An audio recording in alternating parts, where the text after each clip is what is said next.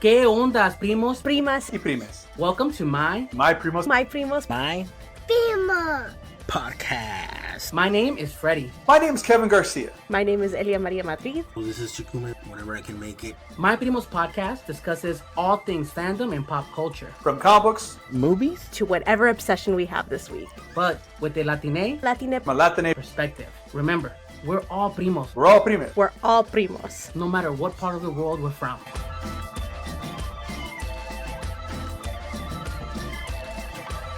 Who's gonna lead us off? Maybe John should do it. Mr. John, Just Right? throw him in on the- throw John in the ring. Like, Just throw him in without preparation. Dang. No, John, you're- John, you're- next time you're on, you lead us. This time it's Freddie. He'll show you how it's done.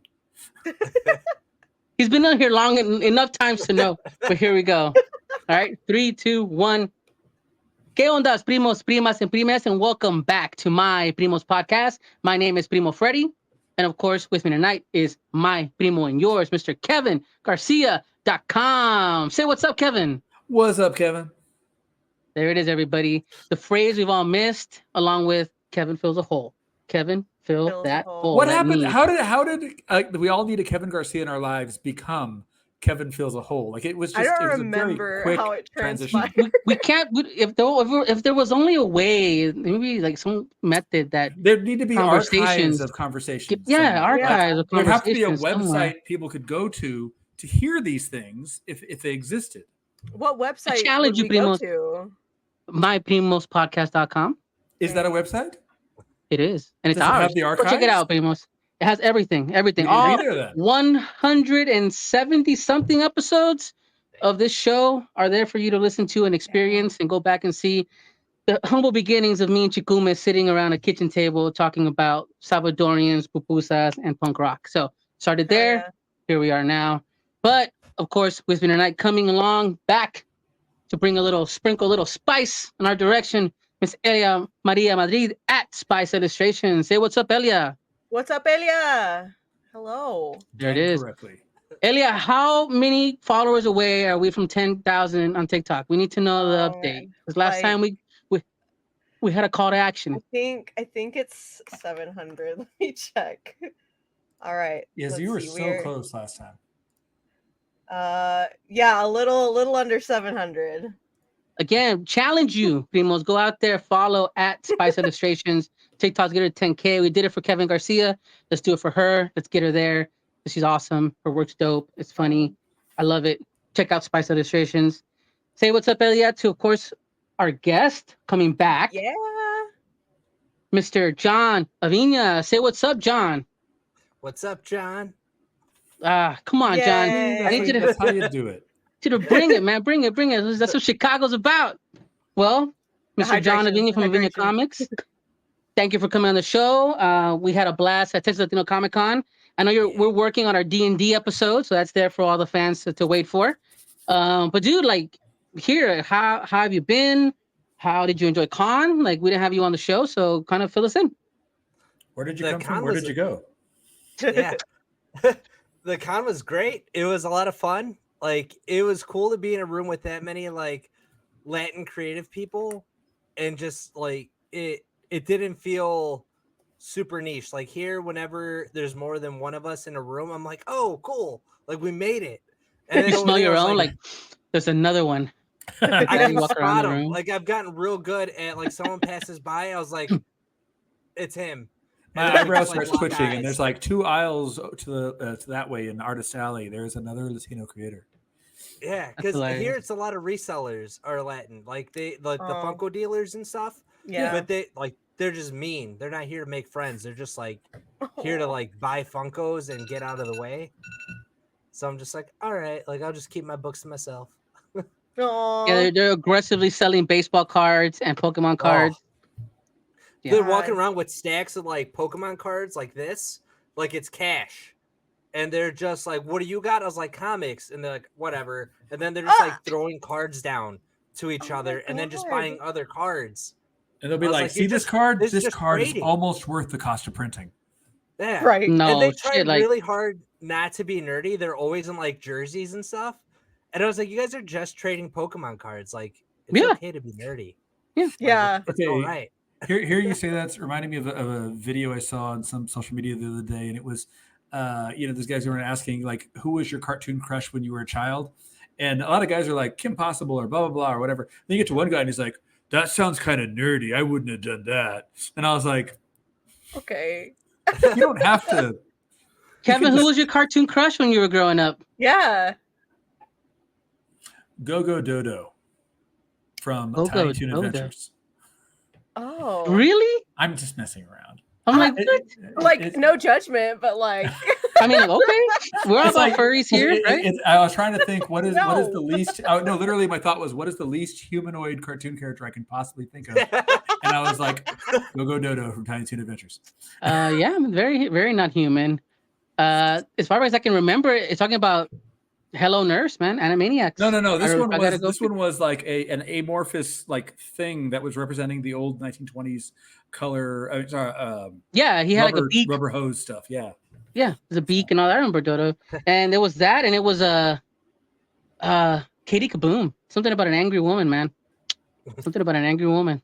Oh, you know what? I That was remember now. I watched Turtles back in the late 80s, early 90s. And, when I saw that reporter, Irma, she was amazing. Irma. Norma. That's Irma, the one that do you did it? remember Irma? I remember Irma. Like, Irma wow, you was- went was- deep. was like April's nerdy friend. I had Assistant, With the yeah. glasses? yes, Yeah. thick glasses and like I think she had like a scarf or something, or my or a gosh. swetter. I thought she sweater. was adorable. What about you, Elia? Childhood cartoon crushes? Oh my God, too many. I don't. Oh God, I don't remember their Japanese names, but Sailor Moon, and it was it was my. I guess I had a bisexual awakening at age 7, but it was the two tree twins. I don't remember their names, but Tree twins, like the bad guys. yes, duh. I Yeah. like it. I I love like my it. bad guys. I You always know had a who's thing for next Sarah down the Mercury line? myself. Yeah, so, Right. out of the main 5, yeah, I was a Sailor Jupiter girl. Like, Mm, loved her. Nice. Yeah. I was gonna when you said your awakening, I'm like, so many people I know were like Sailor Jupiter. Yeah, no, I'm a serious. Dude, something about Sailor Mars. Again, rage, that fire. Man, She was one of too my wife's pretty Virgo-y fire. for me. Man, I What loved about that you, show as a John? kid. As a little kid, it was the first time I saw a show where teenagers acted like teenagers, and I was like, "That's so Yeah. cool." Yeah. What? Ooh, sort of Yeah, Sabrina well, running there's around some like that. stuff too, but- all right, Mine was Kitty Pryde from X-Men Evolution. That hair, that style. Yeah. The opening dance yeah. sequence, I was Like- just like, oh, okay. I feel like Yeah. Okay. Yeah. is this like the second X-Men Evolution reference we've had in a couple weeks? Yeah, last episode we talked Yeah. about X-Men Evolution and how it was dope when Scott and his brother were like the Omega version of their powers, and I was like, oh yeah, Havoc and Cyclops. Yeah. I need to go back and watch this series. I've only ever seen like a couple So episodes of good. it. It's so good. Then very later seasons got angsty. kind of Yeah. Meh. weirdly like it is what it is. But tonight we are here to talk about a few things, but the biggest one, of course, is Deadpool. Is it Deadpool and Wolverine? Versus Deadpool, Wolverine? ampersand, Wolverine. Ampersand Deadpool and friend. Wolverine. Deadpool and friend. Deadpool and friend. Shit. Is this gonna be a spoiler-filled episode? I'm saying it up front. Yeah. Because Kevin Right right up we mad need at to me. go ahead and Spoiler slap the filled. warning. It is Yeah. the biggest movie of the year so far. If you Mhm. haven't seen it, you're not going to anytime soon. So spoilers.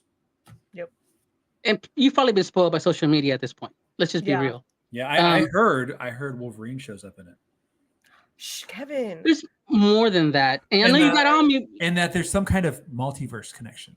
Just give him the Okay. whole plot, Kevin. Just give them the whole They thing. haven't done At this enough point, okay. multiverse stories, so I'm glad they I know, stuck yeah. with that. Yeah, they I'm- hadn't done enough. No, wanna see what needed they something do. that- Yeah. Yeah. definitely. I wanna see Well, what they do we've with all watched the multiverse movie. plot. Yeah. And the multiverse thing was a conversation we had. Me and my son and my wife were eating, and we talked about it. I'm like, hey, we're kind of sick of multiverse stuff, but let's see where this goes. And they Yeah. literally acknowledge it, like, hey, this multiverse shit is out of control. Like Yeah. as soon as you walk into the film. So, John, how about we start with you? Like, what were your initial just bird's eye view thoughts of the film, and just kind of we'll go from there, and we'll all go around the table. Deadpool always has like the best openings. It's always like the song, the action, like the freeze frame things. So I'm always down for that. I felt like a lot of it was just like nostalgia bait. It's just like, oh, and then there's this guy, and remember this moment and this from like different movies, and I was like, oh, that's fun. But like as it was happening, I kept smiling. So I was like, oh, I do like I love it. Like they got me. They hit your I was buttons. like, Yeah. okay. Yeah. And then like just like the little references to like their other movies, like the non-Marvel movies too. I was like, all right, like they Yeah. won me over. But like as far as story wise, it didn't really like knock me out of the park. But I think like performance and really just tying that whole thing together, I was like, all right, they did a really good job with that. No, definitely. Elio, what about you? You're not even like you said, you're not embedded like Kevin and most of us into the Marvel verse. What do you think of the movie? Yeah. Yeah, no, and it's funny enough, the only comic books I've ever read of Marvel are Deadpool comics. Like I enjoy There you go. Deadpool comics. But like I don't know, there's something about meta media that it's got to be good for me to enjoy it. And Deadpool just like they did it so it was the millennial touch. I'll call it that. It was like the millennial just That feels accurate. self-awareness that cracked me up. And I also am very like grateful that like I was in a theater full of fans too. Like I thought it was gonna be. We went in the afternoon, so I'm like I don't know if it's gonna be like same energy, but no, you could tell that it was like a theater full of fans. We were all enjoying the different things. But I like again, I'm so tired of multiverse crap. Like every time I'm going to a Marvel movie, I'm like, cool, more multiverse shit. Let's go. But this one, I actually liked how we had a glimpse of it, like the control and just how it played into everything. And yeah, the story was like overall not the best, but because it's the Deadpool title and it's not taking itself so seriously like other Marvel titles, I really had fun with it. I had so much fun watching it, and I want to go watch it again, honestly. Kevin, you do it, man, because you're. I know you're gonna say, well, well, I didn't like it. Okay, that's okay. so That's okay. that's not true. I liked it, but I liked it in the sense that it was an okay movie. Like Yeah. it was like I've not actually made a ranking of Marvel movies yet, but I know which ones are We at the need to. very bottom and I know We which need ones are at to. the very top. And I'm like, this is solidly in the middle somewhere. It's not the worst. It's okay. It's like okay. My partner had never seen the second Deadpool movie. She's like, maybe I would enjoy it more if I saw that. We went back and watched it. I didn't realize how much I enjoyed the second Deadpool movie. It's not quite as good as the first, but it's great. This one is less than that. I get into details more later, but like, Yeah. it's just it was okay when I wanted amazing. And I also say one other thing that's contrary to everybody else here. I want more multiverse stuff only because I want it to do the stuff that sci-fi and comic books do with it. And so far, it's all been surface level. Look, it exists, and I'm like, Yeah. no, Okay. I want the deep stuff. You know, Fair. that's why I'm really hoping for Secret Wars. You know, so Yeah. Well, I like the film. Like I said, it's fun. This is a fun movie. It's like a send off. It's a kiss goodbye to what was the Fox first, whatever you would call that. So everyone that watched the original X-Men films all the way to First Class and Fantastic Four films, like all these films that we watched before the MCU kind of became what it is today. And the joke has always been like, oh man, but then we see these cameos that we'll talk about later, and all these, like you said, like John said, you're kind of like, okay, the story's not there. Like it's not really fleshed out very well. It's just, this is what I want to do. This is what I'm gonna do. Everything else in between is just fucking gravy. Like it's just like, all right, let's have fun. Let's poke at every single nuance from, like you said, the millennial touch is perfect phrasing for it. Yeah. And even if you're a mid to high level fan of these films and comics, especially the films, you're gonna smile, you're gonna laugh, you're gonna chuckle, and go, oh yeah, that you're there. Even from the internet trolling to just fanboying, right? Like it's all there for you. So, and Ryan Reynolds literally is like, this is his fucking movie, like all over it, you know. So I mean, I Ryan Reynolds has wanted to be or been Deadpool since 10 years before Deadpool came out. So, no, so for me, it's not the best story, and I love the fact that we got the TVA in the film, which is cool. Hey, cool, there's something here, right? But they didn't make any sense compared to how they were in the show. Exactly, and that's where I was like, oh, there's threads that don't make sense.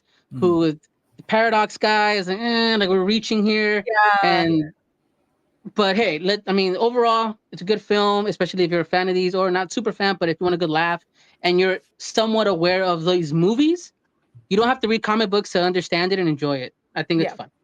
Okay, but you say that if you want a good laugh, right? So I saw it on opening night as the 7 p.m. showing, primetime showing. I was there with my partner and like 3 or 4 other friends, and I caught myself not laughing a lot, and then I listen. Maybe it's just me. Maybe I'm in a bad mood. So I'm listening to the audience, and they barely laughed at a couple scenes. And I asked my friends afterwards. They're like, "Marvel's back to form. This is the greatest ever. It was so funny." And I'm like, "I heard you laugh 3 times." You know, so I'm like, There were a few Did times you walk where, in with? Go ahead, John. where I was like, these scenes are a little long. Like when he's setting up at the TVA thing and he's like, "Oh, you got to get your anchor being or whatever." yeah, And that I was like, that was "Cut expository this." for expository's sake, and I Yeah, can I was like, forgive that cut this down. because if you're going to do a Yeah. goofy movie, it's okay to do expository quickly just to get to the goofiness. But Uh-huh. eh, Yep. Yeah. But like the Wolverine scene at the beginning, the whole Backstreet Boys thing, right? That NSYNC, Backstreet yeah, Boys. I don't know. yeah, with NSYNC and the Wolverine skeleton. Yeah. NSYNC. And I mean, the Yeah. skeletons. After a while, we're like, okay, we're literally beating a dead horse here. Like literally. But we had That to get went the way credit. too long. We had to get Now, admittedly- everyone a special name card. The thing is, all the Deadpool movies have some kind of like animated opening credit. Yeah. Mhm. And to me, this was the least interesting of the 3, mainly because of how long it went, not because of the style of it. Yeah. Although my big thing on this dance is, okay, so we have a character breaking the fourth wall, dancing to a boy band song that is 25 years old, I think. And he is literally desecrating the bones of every fanboy's favorite movie. Yeah. She-Hulk twerked with Megan Thee Stallion. Great episode. Apparently, everybody that loved the dance, not everybody loved that. Let me first that. Everybody that hated the She-Hulk thing loved the Deadpool thing, and I'm like, what's the difference here? Interesting. How are these two things different? You know, one is a character acting in character who is a fan of music with a musician who also likes to go out and party. They've established in the show, and she's doing twerking. The other one is everything I just said. It's like, I mean, you can sit there and yeah, people just wanted to hate on She-Hulk. We talked about it. You know, they found reasons to shit on it when it's Ally McBeal with fucking superpowers. Like let's a perfect combination. That's and it. she broke it's the fun. fourth wall all the time too. And much better, by the way. I want to point out the difference between the way Deadpool breaks the fourth wall and She-Hulk breaks the fourth wall. In She-Hulk, if you took out every single fourth wall break, the story still makes sense until the last episode. That's the only one where the fourth wall affects the plot. So for all the rest of it, you can assume that this little interaction is just us, the audience, and the people making the film, and not literally the character of Jen Walters, right?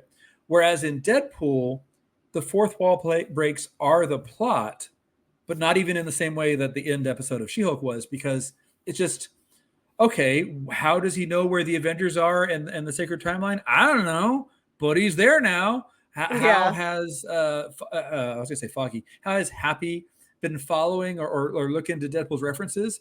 I don't know, but it's funny. And I'm like, yeah, it's goblin wall breaks. Yeah. Yeah, for they're sure. not at all. There's no purpose to it. That's why I said online in a video that She-Hulk did the fourth wall breaks better and funnier, and literally people were very upset. They're like, wait. People want to ride this wave, man, because they figured, okay, it's an R-rated Marvel movie. It's for us because of this age where, you know, like our age, it's not like kid friendly, what have you. It's not the PG Marvel. You know, it's like adult, the shit that we always want to see on screen, especially for comic books. It's there. Teen with cartoon violence. I think. Well, no, I mean, wait, I take it back. I did hear an article that said somebody counted the number of cuss words and it was like an extremely high number. And I was like, okay, fine, maybe they did that too. Yeah. I don't remember that many cuss words. It's fine, but it's like Wolverine cussing a couple times. I think you shouldn't walk into this film like this is the fucking, no pun intended, like it was the Marvel Jesus moment, right? Like it's not that. Like let's just be real. Like this is a fucking Deadpool movie. If you watch the other ones or won't know of it, you're not gonna be surprised. Now, straight up, I want to get to it. The fucking cameos. That was it for me. Like I was head over heels when I first saw. Yeah. And I got you, Kevin, when you checked me on the fucking spoiler. I talked about Chris Evans. Yeah. Yes, Chris Evans. And I just missed saying it. Chris Evans is a spoiler, and he didn't catch it. Or who are we talking to? It was No, me. who- I who didn't talking catch to? it. Oh, Elliot didn't catch it. Yeah, That's what it was. I was which trying is to think, was it a funny guest? because so when Chris Evans first showed up on screen, like he immediately said a cuss word. I'm like, that ain't Captain America. Because Ray was immediately like, oh my god, it's Captain America. I'm Language. like, it's not. No, the fuck, no, it's not. And so I the didn't catch minute, that. I didn't catch that Yeah. though. I was surprised. I'm like, that's not Captain America. That's not Captain. And But tell me, the like, moment he straddles Chris and goes, yes, and then we find out the moment he goes, flame on, it's like, oh shit. Like the entire theater screamed. Yes, that I was was one of like, my I laughs. was I really enjoyed that. dying. Yeah. No, it was so I was cracking up because I like in my gut, because Fantastic Four is one that I've definitely seen before, knew about, totally forgot about the whole like Fox thing with it. And so I was like, oh, it was a wonderful like moment to just like, it's like, this isn't your Captain America right now. We're gonna throw it back a little bit. And it makes more sense that that character is where he is for sure. The cameos. I mean, that's the biggest thing. Everything from Chris Evans, right? Then we dive right into, of course, Henry Cavill. Like that stuff was all the rumors. Oh my god. Yeah. Yeah, all the rumors were Marvel's talking with Cavill, who could he play? And everybody's like, Captain Britain, he'd be amazing, Captain Britain. A few people were like, we want him to be Sentry because that's Marvel's Superman. And they a bunch of this stuff. But a cameo in Wolverine feels like a waste of Cavill. Like I may not like the Snyderverse, but he's a really good. Okay, there is one thing that my partner and I cracked up about with that scene of Wolverine. Okay. Did you see how he popped his claws? I don't remember. So when he did the was it Mission Impossible? Yeah. When he did Mission Impossible, his character is supposed to be a brawler, and he just decided, like, while filming, to cock his arms like they were guns. Yeah. And, Massive. and then with the second take, he didn't do it, and the director's like, "Hey, why didn't you?" He's like, "Oh, I just, it was a spur of the moment thing. Keep doing that." So now cocking his arms is a thing, and he literally cocked his claws out, and both of us were cracking up because that's exactly what he was doing. Love that. I was like, wow. Now I want him to play a character that actually has some kind of arm power so he can do that. Yeah. He can play Havoc. He could play Havoc. Could play Havoc. He's built enough. He has that smolder. Like he's fucking, man. Think He's about hot. it. He's hot too. But Havoc has the younger child syndrome where he's always like, I'm never going to be as big as my big brother. And that'd mean who the heck could play Cyclops over that? Ben Affleck. I don't know. Oh, Just no, man. Let that man. You had me. Let him deal with J-Lo and the fucking Heart movie me and Ellie were supposed to watch, like that thing. Okay, where they build a heart in a factory. I don't know. Yeah. That's a different. But we get, of course, her movie, her Heart. Bring me back for that movie. podcast because I've seen it and I need a rant. Oh no, John. We're doing it because me and Elia were talking about doing it. So now we're gonna have to. Movie Okay? is this? the one where J-Lo made a movie about her life, and she works in a factory where they build a heart, and love is falling apart or dying, and she has to bring it back to life. It's a long music video, but it's anyone that she's ever met cameos in it. It's like Deadpool. Like the entire time, I was like, was that Rami Malek? I was like, okay, he's in this. I was like, oh, everyone is in this. Like three times, I was like, I keep forgetting that Post Malone has like a story. He's in the movie. Now I think I need to meet that. Watch out that of movie. curiosity. Okay. Right? Yeah. You said it. Okay. We're doing it. Yeah. We're doing the. Put it down, Elia. Take it down. We're writing this. Did it. Making it happen. But cameos, right? Let's talk about them. Let's just put them out there. Oh, Kevin, did you want to say something first? I was going to say, since we're talking about where Cavill was Wolverine, I don't know if you guys wanted to talk about specifically the Wolverines first, or you want to go through all the cameos? Well, let's start with Wolverines, right? Let's go there in order. So we have, Kevin, go ahead. We had the Wolverine. We had, there's a bunch of deep cut comic book references, like where he's wearing the white suit and has an eye patch over his eye. Yeah. That's when Wolverine had the secret identity of Patch, who looks exactly like Wolverine, acts exactly like Wolverine, but has an eye patch, which Wolverine would never wear, so he's not Wolverine. And that's with Gangster Hulk. Yeah. Oh, yeah. Around that time period, he teamed up with Gangster Hulk. Yeah. But so there's a lot of comic book references like that.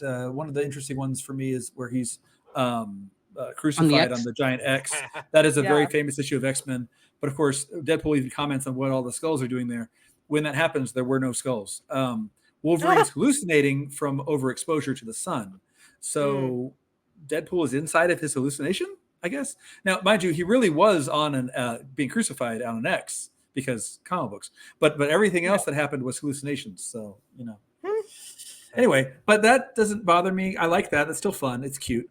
But comic accurate Wolverine that was less than 3 feet tall.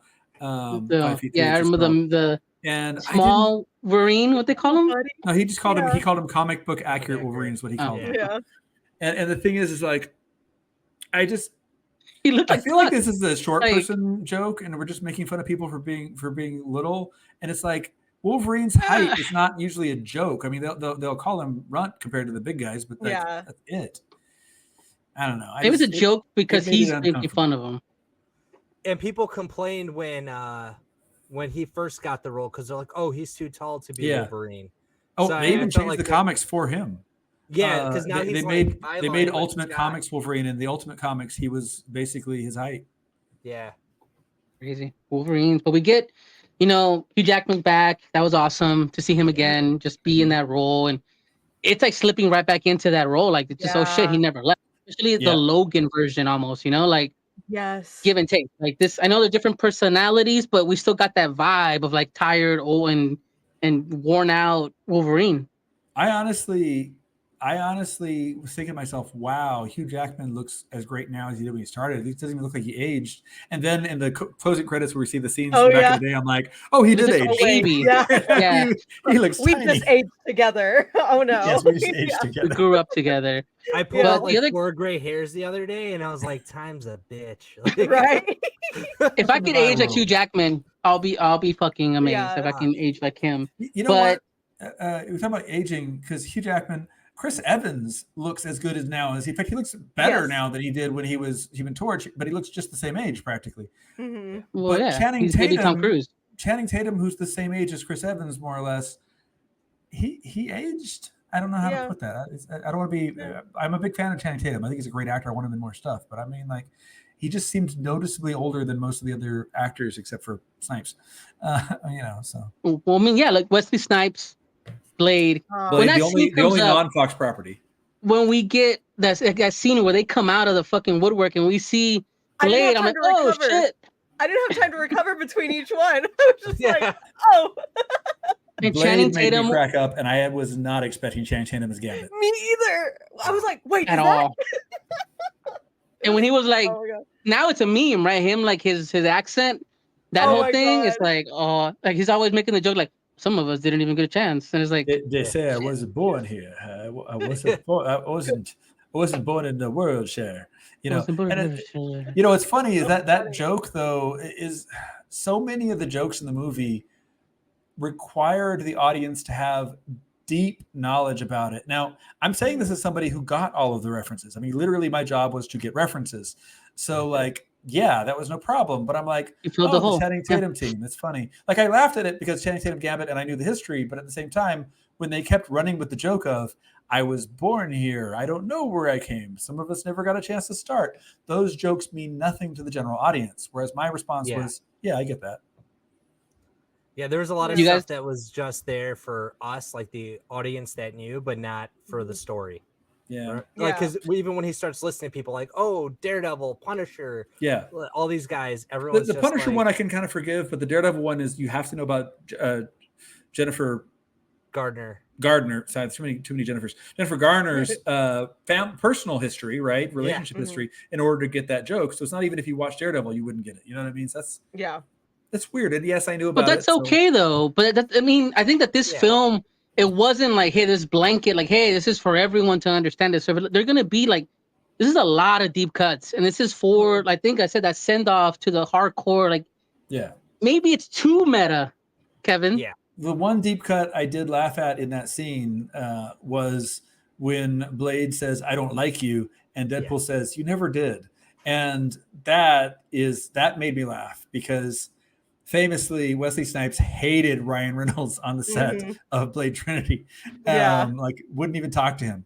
It was so it's like that's actually kind of funny that he got him to Yeah. rejoin. So And we I'm got actually surprised they didn't make a Trinity joke.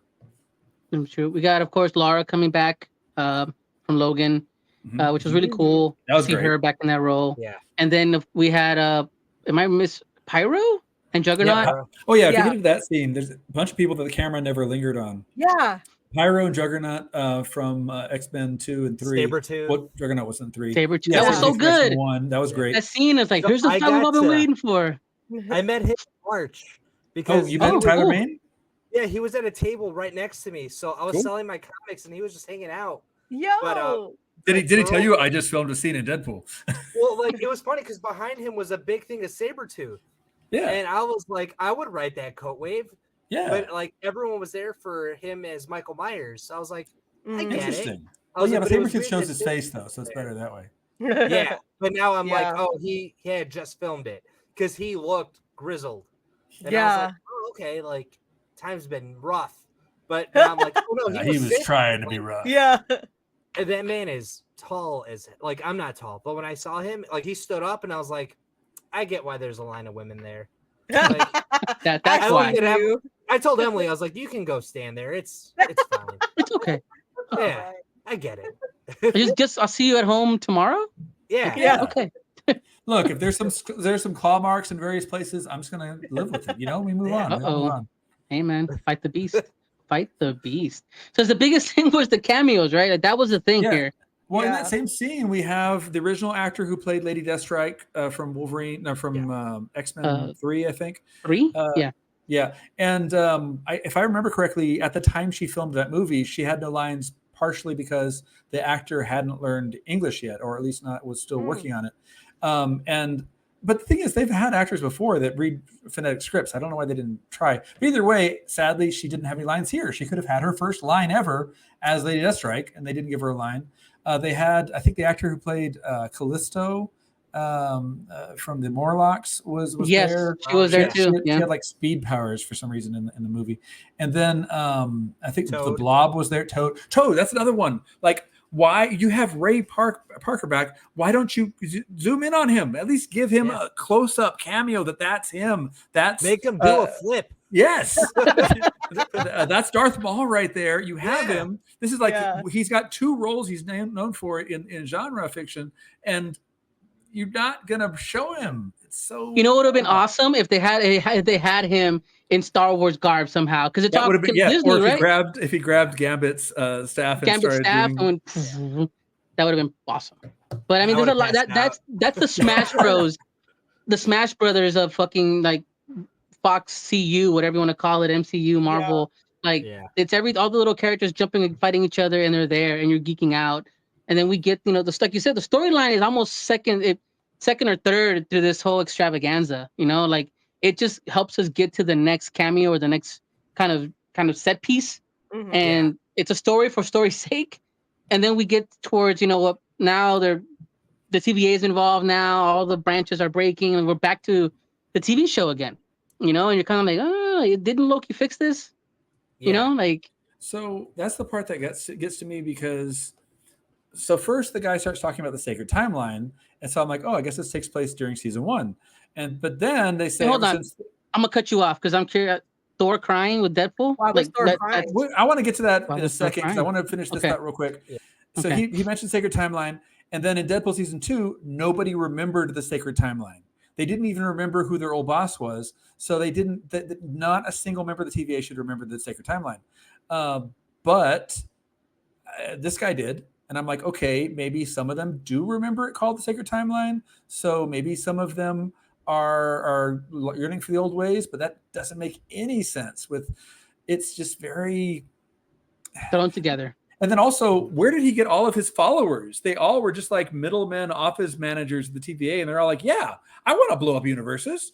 Like how many of those do you find in your office? Yeah. Apparently, the TVA is a huge place, man.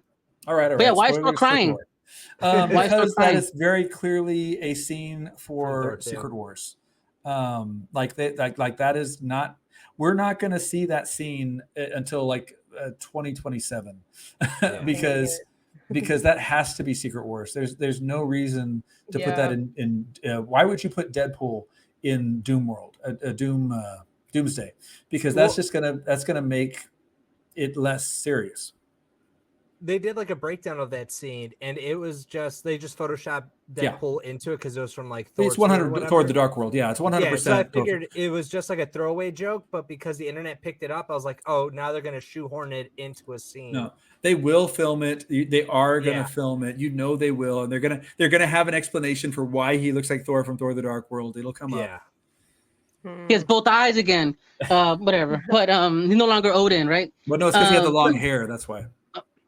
That's why. They'll make a laughing goat reference, and yeah, why not? Fuck it at this point. Like we talked about with Doom last time, right? With RDJ, like even a fucking snail could be Doom if we wanted it to be. So anything could happen in the multiverse, right? Here we somebody are. reminded me that there is a reality in which Deadpool is Wolverine. Deadpool is Doctor Doom. That does exist. Of course. Like I said. What's the point? Like everybody can play everything, whatever. Multiverse. Ooh. But yeah, I mean the film. We get to this part to kind of end here because I mean, really, it's if you watch the film, you get the gist of it. And I think our reactions here are just kind of geeking out towards the good parts, and there are some long fucking parts in that movie. You're like, this is why you're stretching this out. Why? You should have brought in more people then, more cameos or something. It's not even like long. Like it'd be nice if they're having a quiet moment together or they're talking, but long where it's just like John said, more exposition. Yeah. I mean, break the fourth wall a few times more. That's fine. That would be exposition. You could give exposition that way. Like if you didn't see the previous movie, this is what this is, or this is going to be our new lore drop for this movie. Like that'd be okay. You can do that. Make it fun. Or the scene where she's in Logan's head. The villain, and then he's telling her about how he failed them. I was like, well, Logan already explained how he failed the X-Men. We already got this. I was like, so we don't like if you just told me he failed, I'm fine with it. We're moving on. But they spent a lot of time there. They should have, while she was in his head, had her just randomly break the fourth wall and not understand why she's doing it. Like that would have been cool. That'd have been cool. Marvel, again, give this man a job. Pay him. He writes shit and it's good. I'm telling you. But what are our final thoughts on Deadpool and Wolverine? Elliot, we'll start with you. Yeah, no, I had fun with it. I definitely want to see where all the different stories intertwine into this, out of it, whatever. Yeah, I definitely want to see it again, honestly, because I'm a sucker for nostalgia. Also, the crowd of Deadpools, I want to like look and see which ones I can find, because there were moments where I'm like, I wish I could pause and just like one of them was Matthew McConaughey, right? Yes, you're kidding. Yeah, the cowboy one. And then 3 of them were Ryan Reynolds' family. Yeah, the baby, the kid, and Blake Lady was Deadpool. the blonde one. Yeah, his wife, which Rob Liefeld now claims was always based on Blake Lively, even before she met Ryan Reynolds. Right. So Rob Liefeld, you're totally believable in that. So also end credit scene. I was cracking. Chris Evans. Yeah. Okay. Well, the Captain can't curse? No. I'm fine with all that. I don't like that he died in such a pointless. Deaths in Deadpool could be funny. Deaths in Deadpool could be traumatic. Both have happened in previous movies, right? But in the 2 previous movies, Deadpool was trying to get more empathy for other people. He was trying to become a hero. And his stated purpose in this movie, which makes no sense, and I forgot to mention that earlier, stated purpose in this movie is I want to be accepted as a hero, and yet randomly gets people killed. And he's like, well, I didn't get him killed. His own words did it. But yes, you're the one who it's just it didn't fit his character growth. It didn't fit who he was. Heck, it didn't even sound like something Deadpool would have done in the first movie. Yeah. It's okay because it's a comic book movie, Kevin. That's why it's okay. That's true. No, it was funny when it happened. When his death happened, the collective gasp of the theater had me dying. Yeah, I don't know. Somehow I saw it coming because the whole Deadpool thing. I was like, she's just gonna wipe him and make him flat or something. And I was like, oh, didn't expect that to happen, but all right. What about you, John? Final thoughts of the film? It was fun for the nostalgia of it, and even people are giving too much credit for like that opening sequence. I know I said I liked it, but like Ted Lasso did it too. Like do a montage of that dance, and I was like, Ted did it better. But like it was just fun. I think like throughout all of it, like I just had fun with it. But if I was like ranking it as like just a Marvel movie or superhero movie, it's not near the top. It's like pretty middle of the road.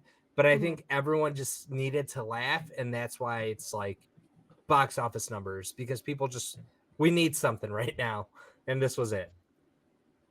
Yeah. Cool. So my thoughts again, it's fun. I laughed. I got the references that I needed to. I got what I wanted out of it.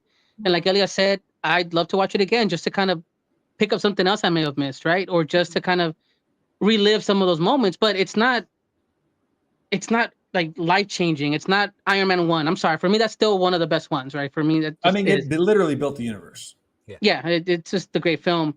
And if I'm ranking it, because we have our score, I'd give it like a 3.5. Honestly, just right in that hood. It's not amazing. It's not shit. It's not Thor: The Dark World or whatever that movie. I thought that one was okay. It wasn't great, but it was okay. It's watchable. I Well, can watch it again. but it was If something fun. has- I enjoyed it. And Kevin, your final thoughts on it? I know you've given us a lot, but what's your final thoughts on it? Well, like I said, I did not hate it. I'm going to act like I hated it. I didn't hate it, but it was just Okay. it was fine. It's a bit of hate. It was fine. You know, I was talking about how it stacks up as a movie. It's occurring to me how it stacks up as a sequel. So the first movie, Deadpool's all trying to like reestablish his humanity, figure out if he even deserves to be treated like a person.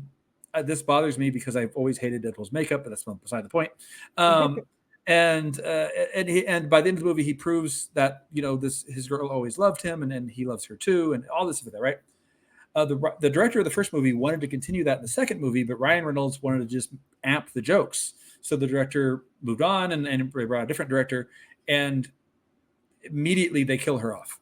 Now, I will say there's a little bit of like emotion there at the beginning, and then at the end they bring her back, and that's a lot of emotion. And even when she's gone, Deadpool's journey is all about like who he is as a person. Like he finally found acceptance from his friends, his loved ones, all this stuff like that. And now he feels like it's falling apart, even though his friends are literally right there telling him it's not. And that's a great emotional journey. And then as he overcomes that, and we get that little moment where he gets to really, really prove something, and then Cable erases it by time traveling, you know, he grows as a character. None of that was in this movie. You know, we have Deadpool who's more murderous and sadistic than he was in part one. We have him randomly wanting to join the Avengers that he's, you know, okay, again, if fourth wall breaks are real and he's heard of them by watching the movies, that needs established too. We need to establish that because I know about more than just my reality, something like that. Just establish it. Why is he there? Why does he care? But more importantly to me is his own cast. Like, they're all there for a big quick wave. He broke up with his girlfriend between movies because the Avengers didn't accept him, which what? Like there's so many routes they could have gone with this. I would have loved to see her fighting alongside him in her reality. In the comics, she's a mutant, and I think also an assassin. But so it's like there's a lot of stuff they could have done with her, and instead just writing them off. And then one that I didn't really think about, but one of my mutuals on TikTok, Nicole Clayton, pointed out, Peter was the wrong choice. All right. So at the end of the movie, all the Deadpools are like, we all love Peter. All have a Peter. We love him. There is no other Peter anywhere else in the multiverse of Deadpool. People who read the comics say that should have been Bob, and Bob was referenced in the first movie with the ski mask, so it could have been anybody. Could have hired any actor to play him. But the reason they didn't use him in Deadpool 2 is because his full name is Hydra Bob, rather, and they didn't have the rights to Hydra, so they could do that. Well, they could have brought him back, and he could have been Hydra Bob. But let's just say, okay, within the movie itself, who is the one person through all first two movies, who wanted to be with Deadpool, who believed in Deadpool, who wanted to become his own Deadpool? It's not Peter. Dopinder. Dopinder should have been the one that all the Deadpools were like, we all have a Dopinder. He's the best. You're right. And why was Peter wearing the costume? Peter's never had an interest in that. But Dopinder literally wanted to have his own costume. He would have worn it in. You know what I mean? Like, why is it Peter, not him? I don't know. Is something different between those two people? I don't know. Man, if you want more rants like that, guys, follow Kevin Garcia _com on TikTok. I weirdly Instagram. don't rant on TikTok much. I don't. You guys bring it out on me. There's a green screen. Just because you have a green screen, is that why? Doesn't count? Passionately inform. Because there's no one to bounce off of. I'm bouncing off my reflections. It's different. Oh, well, battling yourself, huh? Well, guys, check out Tell us what you guys think about the Deadpool movie at My Primos Podcast. But we're going to take a quick break and come right back. Stay tuned.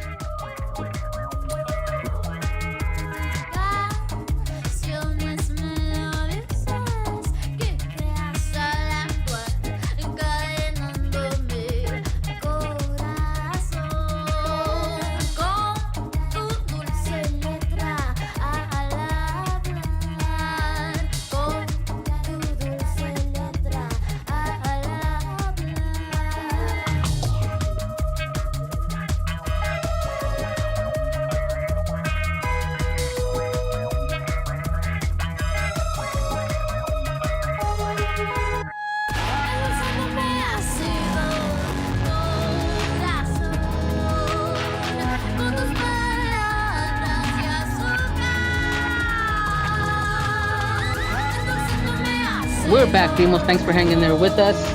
We are going to talk about what do you call it? More complaints about Deadpool. An event of complaining about Deadpool for Kevin Garcia. But Kevin, right? Kevin, I need you to swear. I swear this movie wasn't as good as it could have been. Whatever, man. I'll get you one day. But Kevin, you, Elia, and John, this is not just a coincidence, but we have you on because you are. What is this? Are you petitioning? Are you presenting? What do we call this moment right now regarding this panel? The panel that you are trying to get started. So South by Southwest is, just for those who've not heard of it, one of the biggest events in the world as far as entertainment goes, because it's not a Comic-Con, but it's also it's a music festival with multiple big name artists. It's a movie festival. It is there's an education festival the week before it. It's all this one giant thing that I've been going to every year as a volunteer. But I have spoken there before I was hosting a actor panel at the thing once before. But I really want to be in a panel there giving a discussion with other professionals about comic books and things like that. So I submitted to them, and in order to get approved to be at South by Southwest, we need to be voted on by the potential audience. So basically, people need to create a South by Southwest account and then say, I want this to be the panel that goes ahead. And one of the panels is the Marvelous Classroom Universes at South by Southwest EDU, and I invited the really cool panelists to be on it, like Elia Merida here. Yeah. Oh wait, I'm sorry. No, you're in the other one. Oh, that's right. Ah, dang it, I got mixed up. Sorry. No. Because dang it, that is because in the EDU one, I have friend of the show, Professor Latinx. I have Christina Taylor, who is a friend of mine, a professional librarian, a professional comic book librarian. I want to point out that is literally her job. Awesome. And we also have another teacher / comic book creator, that Ben Humenick, who's a friend of mine I've interviewed several times. At South by proper, sorry, Elia, I apologize. I wonder you're looking at me so surprised.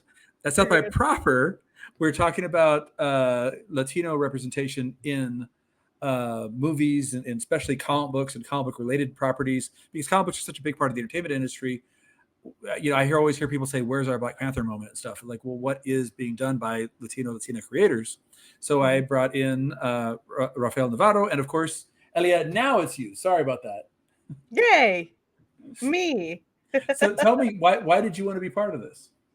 I always love talking about comics from a Latina perspective, being a woman creator in the space.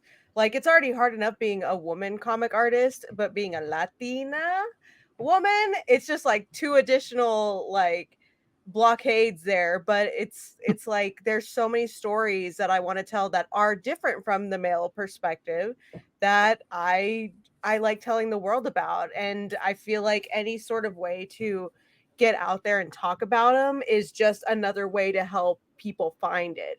I always love making sure people can find it. And if they find like my work or any work that I'm involved in, that just opens the gates to all the different collaborations I'm part of. They find their work and just like the tree of the comic cultura. So I'm really excited to just be sitting amongst 3 legends. And I do want to point out that third legend. Yes. John Aviña of Aviña Comics. Yeah, John. Why Because- did you want to be part of this amazing Yeah. group of I people? wanted to make sure to invite him because I'm like, Raphael's been doing this for almost 30 years, 25, 20 some years. And I really wanted to get the other perspective, somebody who just started and has like, how many comics do you have now? 500, 600? Yeah. A new one comes out tomorrow, so it'll be Oh my it's god. 36. Yeah, Wow. 36? 36. 36? 36. Amazing. There's a clerk's joke there if you get it. Yeah. Yeah. It took, you know what? I didn't get it till you said it. Now it's not going to go away. Mhm. Yeah, so I'm like I said, I'm new to the space, and in Chicago, there's like there's a big indie comic scene, but there's not a lot of Latin people in it. Like, and reaching out, finding a community, finding a space, like finding you guys was like a godsend because I found other people through you guys that I now get to talk to, and it's kind of given me credibility. Like right now, we're doing a variant with Maria the Wolf.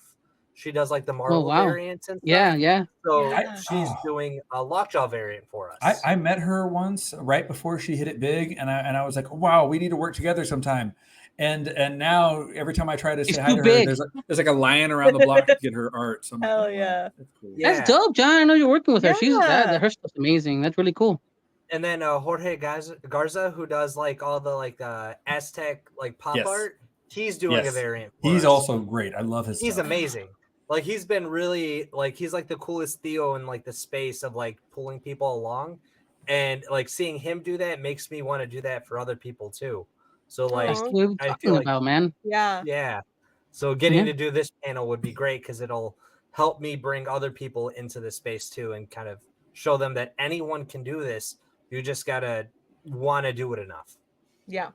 Definitely. Kevin, I know you'll talk a little more here, but I put on screen there the website so you can go check out the panel. But there's multiple panels. So we want to kind of address those. There's two that you have to do. That one right there is the link that goes directly to Los Comic Books, which is the name of our panel that we're talking about. And honestly, that would take you straight there, and that's all you need to know. The other panel, which is Marvelous Classroom Universes, that one is at South by EDU. The thing is this: if you just literally Google at South by Southwest panel picker, and then create an account, it gives you two choices. It says South by or South by EDU. I have one panel in either, and whether you want to support comic books and education or you want to support Latinos in comic books, either way, please support us. Go vote. ¿Por qué no los dos? There's both of them right there. Yeah. But Kevin, so I know you were kind of like writing the kind of leading this charge on this with everybody, of course. But why did you see it fit that, hey, this needs to be there? Like you mentioned how big South by Southwest is. It's not a con, but there's plenty of eyes on this event, and so can you talk about that a little bit and why you felt like, hey, I'm going to lead the charge on this one? Well, like I said, I've been working at South by Southwest as a volunteer for, I don't know, 10 years. And I was going a little bit before that. It's just such and I take my students every year. My students we apply for press access, and they get press passes and go and cover it as press, both South by proper and South by EDU. And every time we go, we're always seeing all of the panels that give so much information. And I'm like, this is something that we need to share. And actually, I tried to do this previously. I tried to submit for the 2020 South by Southwest to have a comic books and education panel then. And we tried the campaign, didn't get enough votes, that kind of stuff. And that's fine. But then something happened in 2020. There wasn't really a reason to apply the next year. Anyway, and then I haven't applied since. So I was just like, you know what? Now's the time. So Yeah. No, I mean, I'm excited because, like you said, we see all these announcements. It's kind of like it is South by Southwest is kind of I'm gonna say overlooked. Let me rephrase. I think that it's not considered a place where these type of events would take place. Is that fair to say? Yeah.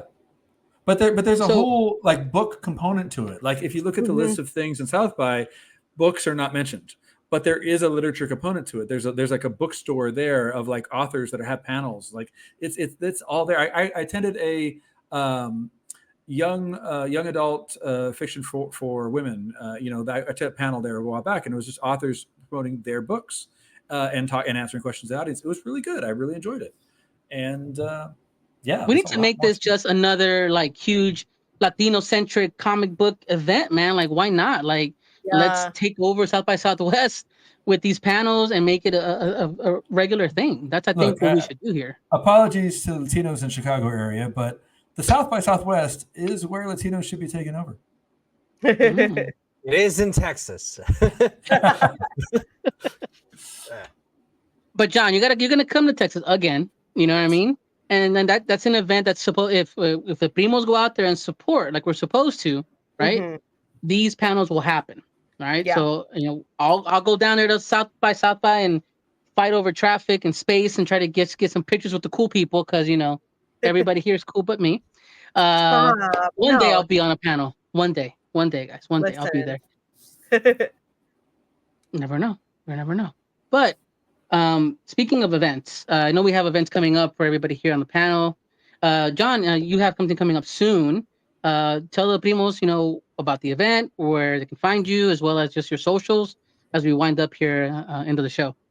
Sure. So I'm going to be at Fan Expo in Chicago next weekend. So it's it's going to be next Friday, Saturday, and Sunday. I'm in Artist Alley. It's like table A329.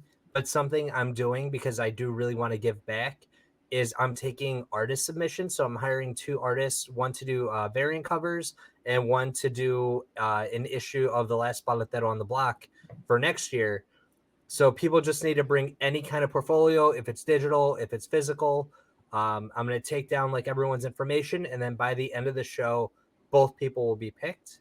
So I'm just hoping to be able to hire someone that like traveled to the show, because if you're doing that, and I know DC is doing like an artist submission thing there too, but it's like if you're already gunning for that, then you don't need like somewhere to start. Like you've already kind of figured that out. But for the people Yeah. that don't know, that have like the big aspirations of like, I just want to make comics, starting small. That's how I did it, right? Like I self-published everything. That's where you get your foot in the door, and that's what I'm offering people, is just like you'll Cool, have man. a book to show others, and the Paletero books are all genre everywhere. So you'll get your fix from there. That's For sure. awesome. Primos helping primos. That's the way to do it. Kevin, when do you have any events coming up as well? Yeah, I actually have a couple that I've been invited to that I'm really excited about. There's Indie Comic Con September 21st in Houston. That's basically, I do Staple all the time here in Austin. Indie Comic Con, I went last year. It was amazing. It's just independent authors from all over that are just coming there to show their stuff. John, it's a lot like what the Latino Comic Con was, but just focusing on indie creators in general. I'm actually doing some video interviews for that. They're going to be posting pretty soon. In October, I have Casa in San Antonio that I'm really excited about. I'm going to be there with Freddie Lopez Jr., who's the artist who did the cover for the soon-to-be published World's War comics. So that's really, really exciting. And then in November, I have Mex Americon in Austin on November 2nd. So like, I've got right now one thing per month, and if more stuff comes up, I'm excited. Hey, that's the way to do it. Keep bouncing around, Mr. Kevin Garcia. You fill that hole. Elia, what about Somebody's you? gotta. Me, I'm on a little mini break right now after doing 2 con weekends in a row. But Labor Day weekend, I will be in San Antonio for San Japan, which is now I think one of the biggest anime cons in Texas. It's really big. Yeah, now that Anime Fest had its last year and A-Kon took the break this year. Yeah, I forgot about A-Kon.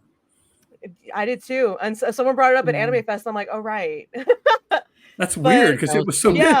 Yeah, but no, I'm excited. This was my first year to get into San Japan. I applied 8 years in a row, and it was finally accepted on the year that it's their quince. It's quinceañera themed. I was like, damn. There you go. Right. Yeah. So I'm really excited. I can't wait to be in San Antonio. And I don't have any conventions after that yet. So I don't know if y'all want me at a con, hit me up. But before that, on August 24th, 12 p.m. Central Standard Time, right now that I know of, I will be playing D&D for charity with the JDRF, or now known as Breakthrough T1D. It's going to be a lot of us that are working with the charity and we're just going to be raising money. It's the Game to Give campaign. We're raising money for the type 1 diabetes cure research.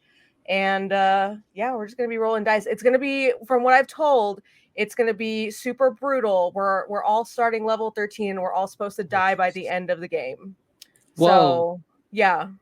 Why? Elliot, Why do you torture yourself? Why do you keep supporting all of these like charities that need support? What is with you in this? I don't know. I've always been told, like, or not told, I've always told myself that if I have a platform and I'm able to, I want to use it to give back. And like Breakthrough T1D is always like, it has a special place in my heart because I myself am a type 1 diabetic. And if I can see a cure in my lifetime, like, great. Or just one like in the future for future generations.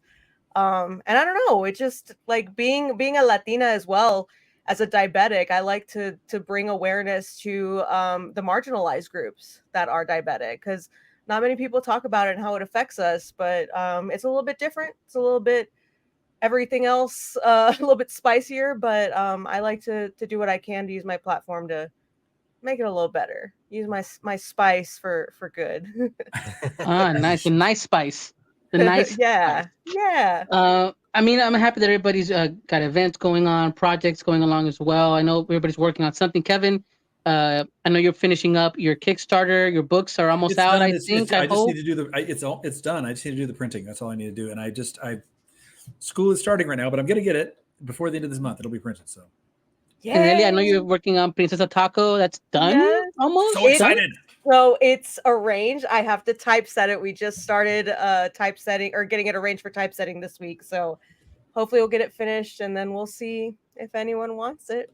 So you out there listening, if you want a magical Latina princess, magical taco girl, check out Princesa Taco. Definitely check out. Yeah, she's got a website now.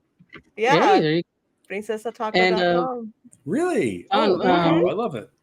You said something's launching. Can you kind of tease us? Like, what's launching tomorrow? The last Bottle That on the Block #2 is out. So it's a big kaiju story about like displaced families and gentrification. So, but it's got kaijus, it's got mech suits, it's amazing, it's hilarious. So that one's out, and we actually just finished the art completely on Lockjaw #3. So we just have to letter it, and that'll be done by the end of the month. Awesome. Yeah. So at Aviña Comics and AviñaComics.com and your TikTok shop as well, right? Yep. Mm-hmm. Yeah. Everything Aviña Comics, you can find it. I'm excited about Paletero. I picked up issue 1. I haven't had a chance to read it yet. It's like so many things going on, but I was so excited for it. So I'm going to be happy for issue 2 coming out soon. Heck yeah. So here at the end, Primos, always bring up something that we've been, reading, watching, listening to, hyper focused on. Let's start with Elia. What have you been doing this week, or what can you recommend, or what's the topic? Yeah, so I haven't really had much time to watch any new shows lately. We're binging some stuff this weekend, if I can get a lot of editing work done. But I watched a couple of movies for the first time this past weekend. Neither of them were my cup of tea, but I'll share them with you. The first being Brother, Where Art Thou? The one that's based on the Odyssey? I don't remember, but the Odyssey. Wasn't my cup of tea. Didn't really follow it. I was just like, okay, all right.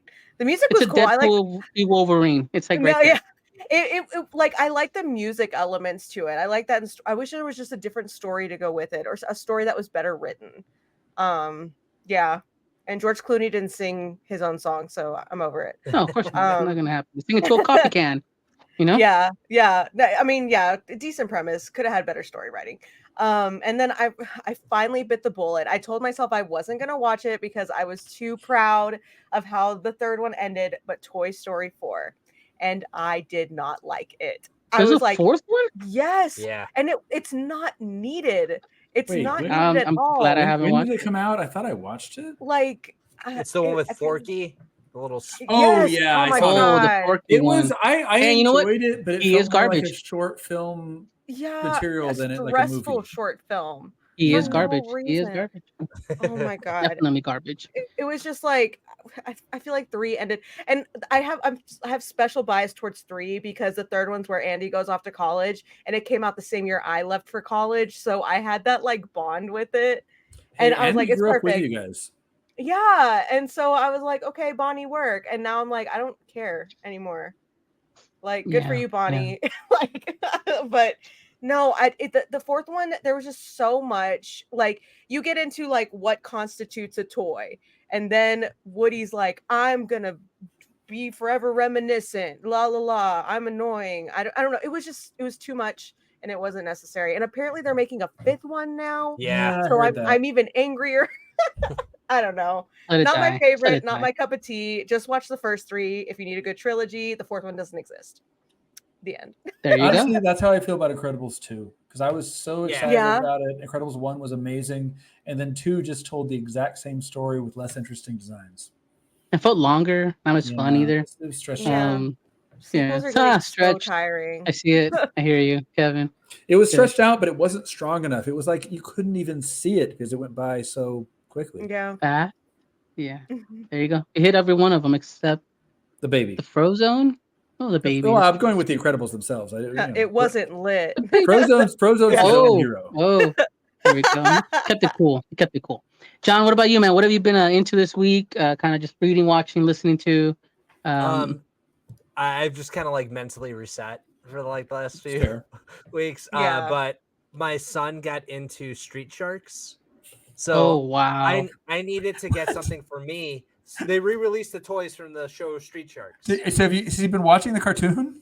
Yeah, so I bought the toy for me, fully intending to keep it in the box, like on my wall. And my son saw it, and he was like, "That's mine." And I was like, "Someone's got to be happy." So I opened it, I gave it to him, and he loved it. Like he fell asleep with it again today. So for like the last week, Oh he's had wow. it. It's So his, I was dude. like, he's got to watch the show now. So I put it on, and I'm watching it. And I was like, the only thing I really remembered about it was like, oh, that's totally Jawsome. So that's all I've been saying for like the last week. Oh my Like god. the world's crumbling around me, but like this kid's walking around, he's 3 years old in a diaper, just going like, "That's Jawsome." And I was like, all right, the That's 90s are Jawsome. alive in like this 3-year-old. That's Yeah. Jawsome. That is And then Jawsome. I'm gonna use that. I've been reading Redwall. It's like these old, Yeah. Yeah. So I Fantasy love books of that the mice. book. Yeah. Yeah. So I've been, because Bloomburrow came out for Magic the Gathering. Yes. Yes. And our second issue of our comic burrow is coming out, and somebody's offering to buy it. And I Cool. was like, yeah. So I was like, okay, well, I have to finish it. And I was like, well, I'm not in that mindset to be like happy mice with swords. So I'm trying to get back to that. So like Street Sharks, Oh my god. reading like Watership Down. Redwall.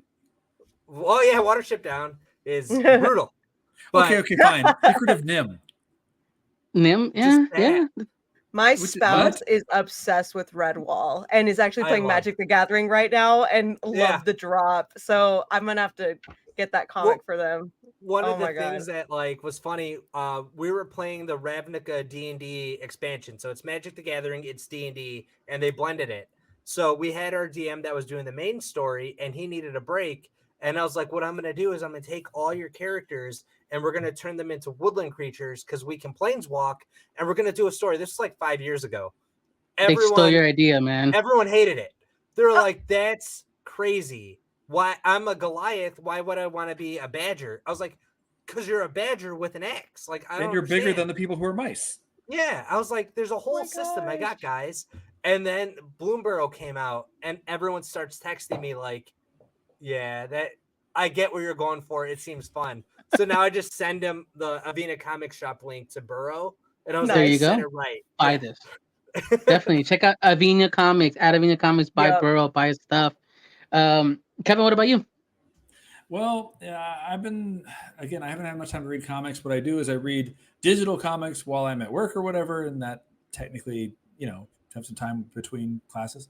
And the big thing is in Marvel, at the X-Men was the Krakoan age, which is where the X-Men had their own nation and they had solved death and all kinds of other weird They stuff. all come back from the dead. Yeah. I never read any of them. Like I read a couple random issues, but I never got into it.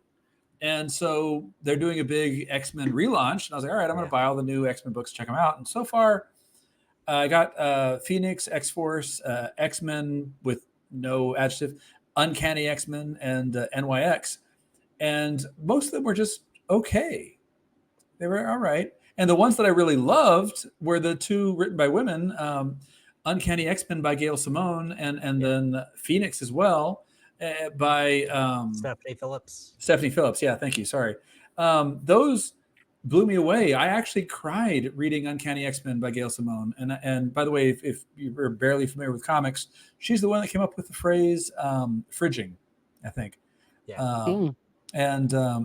And it was just so good. And then the Phoenix one, it's Jean Grey as a cosmic being flying between planets. And I'm like, I don't know if I really want to read that story. And I got into it anyway. It was just really heartfelt. And I'm loving it. I'm also, by the way, loving Ultimate X-Men right now, which is not part of that relaunch. Also written by a woman, Peach Momoko. Although that one was getting a lot of hate online because it's done in a more anime style, but like in her own soft style. I remember that. Yeah. Yeah. And also, So it's not being told the way an X-Men story has been told. And they're hating on it. I'm loving it because it literally is all the elements of an X-Men story, but through a Japanese children's ghost story lens. And it's really cool. I love the art of it. So beautiful. That's cool. So beautiful. Well, for you? me What are you here, I've been reading a lot. I've been reading some Aviña comics. I read Americana and Loteria recently. I love them. I think they're some of the best stuff you've written, John. I'll be upfront about it. I like the story. I like the characters you're building. It's a slow like burn, but I'm welcoming it because that means there's a lot more story, more depth. Because the characters, you flesh them out. Loteria is like a really darker story than I would have imagined about murders and dark past and past coming back to haunt you in so many words. And I can appreciate what you're trying to go with it. And Americana is just kind of like my thing that I love that you write. So I've been digging that. Definitely check it out, guys. Really, really check it out. So if you want to dig just some great art, great storytelling, and just awesome world he's built. But I've also been reading Chroma. You guys by De Felici, the Image Comics.